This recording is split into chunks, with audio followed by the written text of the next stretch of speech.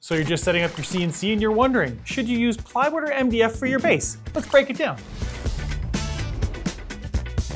MDF is the go-to for most CNCers. It's flat, it's smooth, it's affordable, and when you go to surface, it works really nicely.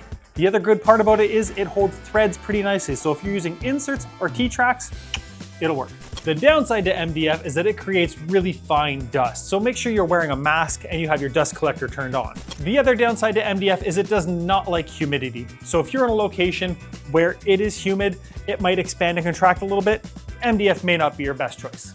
The upside to using a plywood base is that it is tougher and it handles humidity better, so it will probably last longer in harsh environments. The downside to plywood is that it's not perfectly flat and there can be voids, so it can be hard to surface. That's something you'll have to choose for your shop. The lowdown is, if you want flat, cheap, and easy, MDF is the way to go.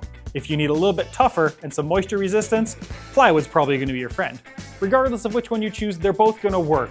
Fasten them down, put your wasteboard on top, and you'll be good to go.